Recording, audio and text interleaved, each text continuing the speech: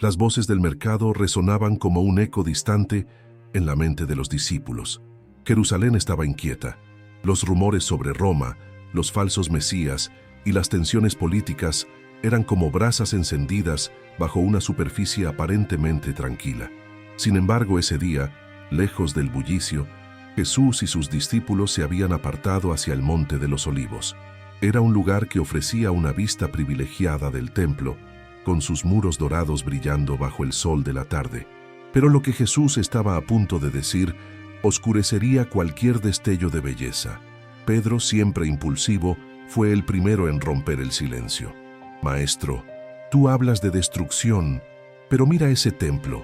¿Cómo podría caer algo tan majestuoso?» Jesús mantuvo la mirada fija en las murallas de Jerusalén.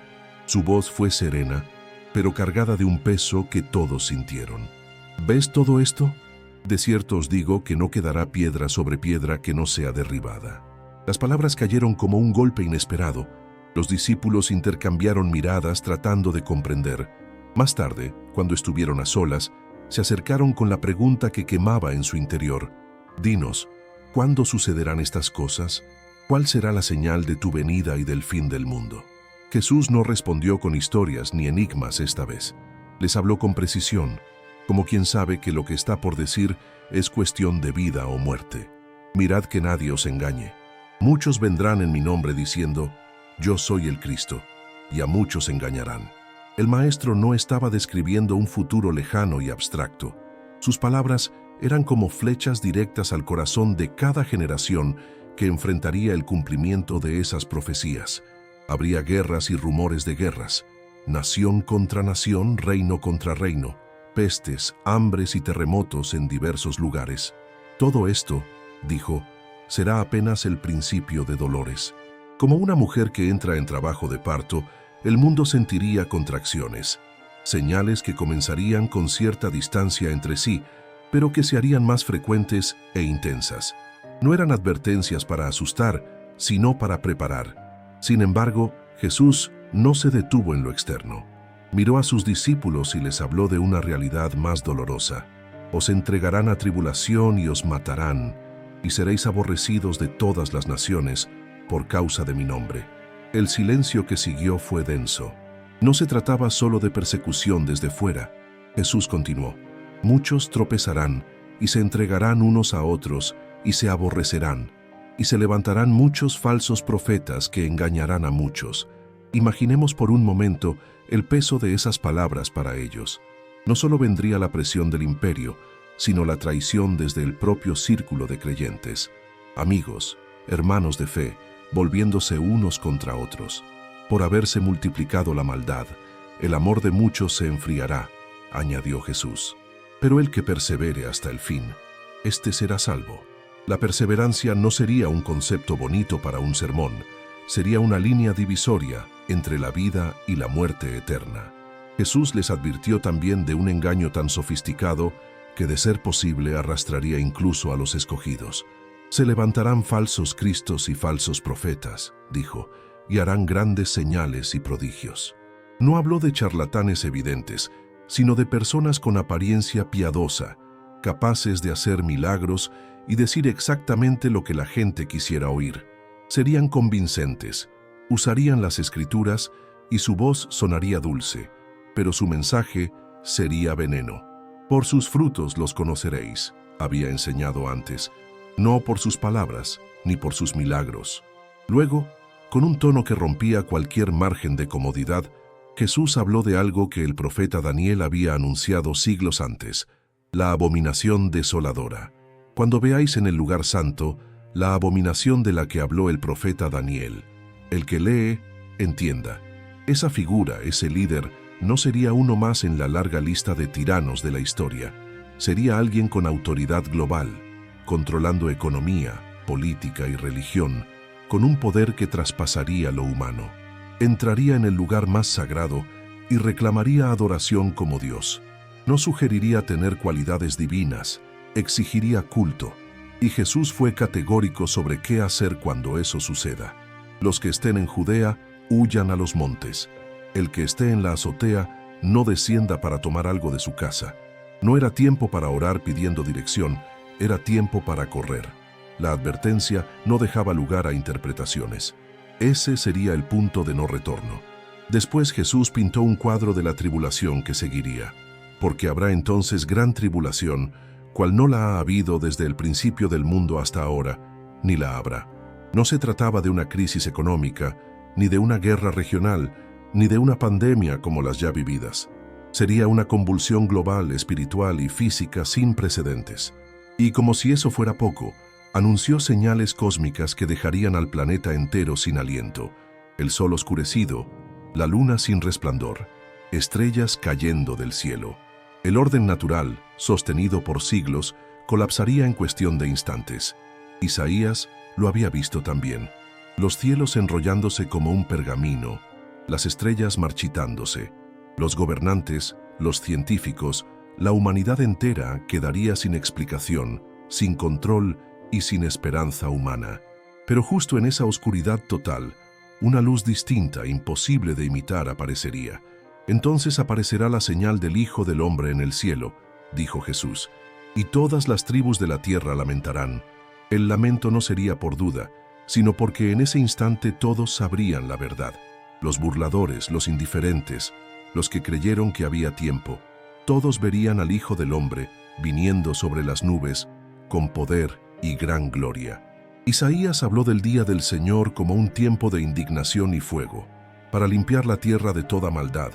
Ese fuego no sería un simple castigo, sino una purificación, como un incendio que arrasa lo corrupto para dar paso a algo nuevo y perfecto. Y ahí, en medio del juicio, Jesús ofreció la promesa: el que persevere hasta el fin, éste será salvo. El fin no sería un cierre, sino el inicio de la renovación. Dios crearía nuevos cielos y nueva tierra, donde lo viejo no volvería al pensamiento.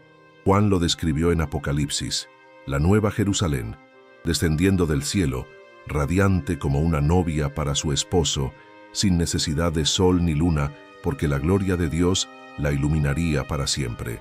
Jesús terminó con una parábola sencilla, pero directa. La higuera. Cuando sus ramas están tiernas y brotan las hojas, sabes que el verano está cerca. Así también, cuando veas todas estas cosas, sabe que su venida está a las puertas. No era un código para calcular fechas. Era una alerta para vivir despiertos, vigilantes. Velad, pues, dijo, porque no sabéis el día ni la hora. La pregunta final quedaba flotando en el aire, igual de urgente para nosotros hoy que para aquellos discípulos hace 2000 años. ¿Estás listo? Porque cuando empiece no habrá pausa, no habrá marcha atrás. La brisa fresca del atardecer en el Monte de los Olivos parecía contrastar con la intensidad de lo que Jesús había revelado. Los discípulos aún procesaban cada palabra. Andrés, con el ceño fruncido, rompió el silencio. «Maestro, si todo esto ha de suceder, ¿cómo podremos resistir?» Jesús lo miró con una calma que no era indiferencia, sino la serenidad de quien sabe el final de la historia. «El que persevere hasta el fin, éste será salvo». Esa frase quedó suspendida como un faro en medio de una noche tormentosa. No prometía ausencia de dolor, sino victoria en medio de la adversidad. Perseverar no sería cuestión de fuerza humana, sino de permanecer arraigados en la fe, aunque todo a su alrededor se derrumbara. El Maestro no evitó hablar de lo más duro, la traición desde dentro. No serían solo enemigos externos quienes atacarían a sus seguidores. Habría hermanos que entregarían a hermanos, discípulos que venderían a sus propios compañeros para salvar su vida o ganar favor con el poder del momento. El amor de muchos se enfriará, insistió, pero siempre habrá un remanente cuyo corazón arde por la verdad. En ese punto, Jesús hizo una pausa, como si quisiera que sus palabras penetraran profundamente. Luego relató la parábola del siervo fiel y del siervo infiel. El primero vigilante y diligente aun cuando su señor tardaba. El segundo, aprovechando la demora para abusar y maltratar. Vendrá el señor de aquel siervo en día que no espera, dijo, y lo castigará duramente. La lección era clara. La fidelidad no se mide cuando todo está tranquilo, sino cuando parece que no hay recompensa inmediata por mantenerse firme. Jesús habló también de la proclamación del Evangelio como parte integral de este tiempo final. Y será predicado este Evangelio del reino en todo el mundo, para testimonio a todas las naciones, y entonces vendrá el fin. No era solo un detalle más en la lista de señales, era la misión activa de sus discípulos, aún en medio del caos. La luz del Evangelio brillaría precisamente cuando el mundo estuviera más oscuro, pero luego volvió al punto decisivo, la abominación desoladora. Con palabras medidas, recordó cómo Daniel había profetizado sobre un líder blasfemo que interrumpiría la adoración legítima y se entronizaría como objeto de culto. Cuando eso ocurra, advirtió, no miréis atrás. La urgencia será absoluta. El tono de su voz no dejaba espacio para la indecisión. Sería un tiempo en el que la supervivencia física y la fidelidad espiritual tendrían que caminar juntas, guiadas por discernimiento divino. La gran tribulación no sería solo un tiempo de dolor, sería un crisol para probar la fe. Jesús describió entonces el desenlace cósmico. El sol se oscurecerá, la luna no dará su resplandor y las estrellas caerán del cielo. No eran imágenes poéticas para decorar un sermón. Era una descripción literal de un colapso astronómico que sacudiría no solo la Tierra, sino la confianza de la humanidad en el orden establecido. Los sistemas políticos, económicos y religiosos colapsarían junto con el cosmos visible, y entonces, en ese escenario de oscuridad total, se manifestaría la señal del Hijo del Hombre. Verán al Hijo del Hombre viniendo sobre las nubes del cielo con poder y gran gloria. El contraste sería absoluto. De la noche más profunda emergería la luz más pura. Para algunos sería la esperanza anhelada. Para otros, la confirmación de que habían rechazado la única oportunidad de salvación. El lamento de las naciones no sería por ignorancia, sino por haber despreciado la verdad que conocieron. Jesús describió cómo enviaría a sus ángeles con gran trompeta para reunir a sus escogidos de los cuatro vientos. Esa reunión no sería simbólica, sería literal, visible, definitiva. Ninguna frontera, ningún poder humano podría impedirla. En ese momento, el Maestro volvió a usar una imagen cotidiana, la higuera. Cuando veis que brota, sabéis que el verano está cerca. Así también, cuando veáis todo esto, sabed que mi venida está cerca, a las puertas. No hablaba para generar curiosidad intelectual, sino para despertar una vigilancia constante. La preparación no sería algo que se pudiera improvisar al último minuto. Y sin embargo, Jesús dejó claro que la fecha exacta seguía en secreto.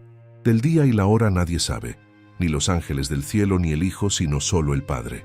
Aquí el mensaje se volvía personal. No era cuestión de adivinar el calendario, sino de vivir cada día como si pudiera ser el último antes de su regreso. Velad, dijo, porque no sabéis cuándo vendrá el Señor de la casa. Para reforzar la urgencia, comparó esos días con los de Noé. Mientras él construía el arca y advertía sobre el diluvio, la gente comía, bebía, se casaba, hasta que vino el diluvio y los llevó a todos. Así sería la venida del Hijo del Hombre, repentina, irreversible. Jesús dejó ejemplos prácticos. 2 hombres en el campo, uno sería tomado y el otro dejado. 2 mujeres moliendo, una sería tomada y la otra dejada. La división no sería por ocupación o apariencia, sino por la condición del corazón. El mensaje final de esa conversación fue un llamado a la vigilancia activa.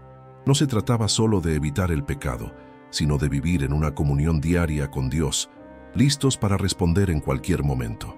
Bienaventurado aquel siervo a quien, cuando su Señor venga, le halle haciendo así.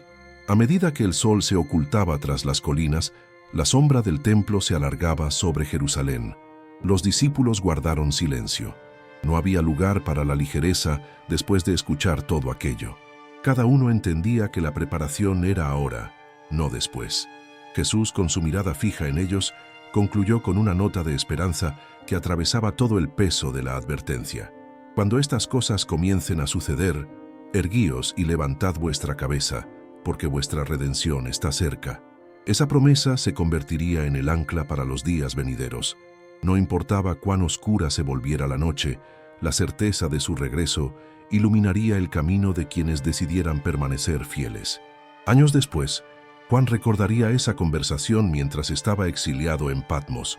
Allí, recibiría visiones que complementaban lo que Jesús había dicho en el Monte de los Olivos. Vería el trono de Dios, el libro sellado, los juicios que sacudirían la tierra, y finalmente, la nueva Jerusalén descendiendo del cielo. Vi un cielo nuevo y una tierra nueva, escribió, porque el primer cielo y la primera tierra pasaron. Esa ciudad, preparada como una esposa para su esposo, no tendría templo, porque el Señor Dios Todopoderoso y el Cordero serían su templo. No habría sol ni luna, porque la gloria de Dios la iluminaría para siempre. No existiría la noche ni la muerte, y toda lágrima sería enjugada. La conexión con las palabras de Jesús era perfecta. El juicio no era el final, sino el preludio de una creación renovada. Pero solo entrarían aquellos cuyos nombres estuvieran escritos en el libro de la vida del Cordero. El eco de la advertencia de Jesús resuena hasta hoy. No se trata de vivir con miedo, sino con discernimiento. No es un llamado a huir del mundo, sino a vivir en él con la mirada puesta en lo eterno. La perseverancia, la fidelidad, la vigilancia y la proclamación del Evangelio son las marcas de quienes esperan su venida. Las palabras del Maestro siguen siendo tan directas como entonces. El cielo y la tierra pasarán, pero mis palabras no pasarán. Ese es el punto de referencia inmutable en medio de un mundo que cambia constantemente. Las señales están ahí: guerras, engaño religioso, crisis globales, el enfriamiento del amor y la preparación para un sistema mundial que concentrará poder y adoración en un solo líder. El plan de Dios avanza y nada podrá detenerlo. La pregunta final sigue en pie, tan urgente como en aquel monte. ¿Estás listo? Porque cuando aparezca la señal definitiva, no habrá tiempo para prepararse. El momento de decidir es ahora, no mañana, no cuando sientas que tienes todo bajo control. Ahora, porque cada latido es un paso más hacia ese día. Y cuando el cielo se oscurezca y la trompeta suene, lo único que importará será si permaneciste fiel al Rey que prometió volver.